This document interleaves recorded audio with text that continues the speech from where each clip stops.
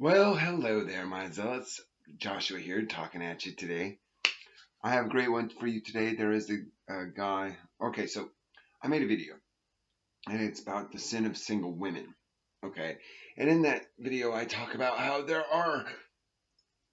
is this concept in the Bible where it says that if your woman does not marry or does not decide to become the helpmeet of a man, she commits a sin. Um, and basically, I was talking about how a woman needs to be a wife in order to avoid that sin, and she needs to be a mother in order to avoid that sin.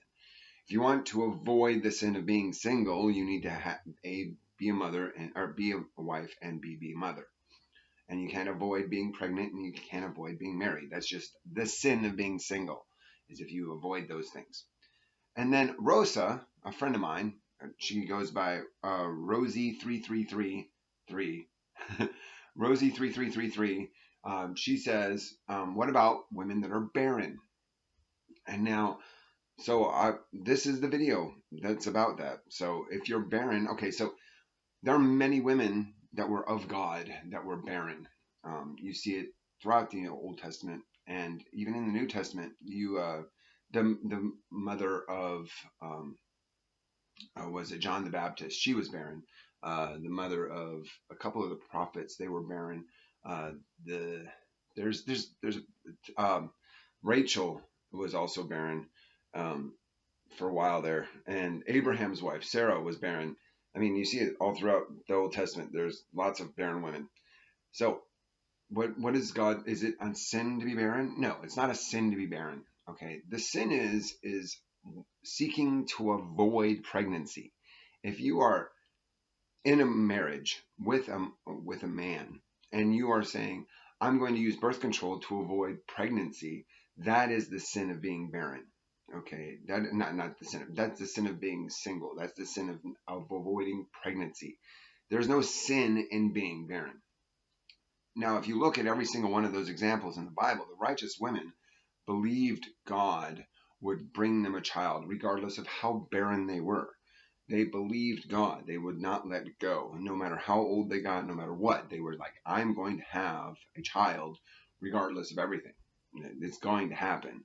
And they saw it, and they believed it, and they saw it in their minds as being true, regardless of how old they got, no matter what. Okay, so the sin of being single is avoiding pregnancy. And if you're barren, it is not a sin. Now, some women can never get beyond that. They never have enough faith to believe, no matter how old they get, that they will have a child.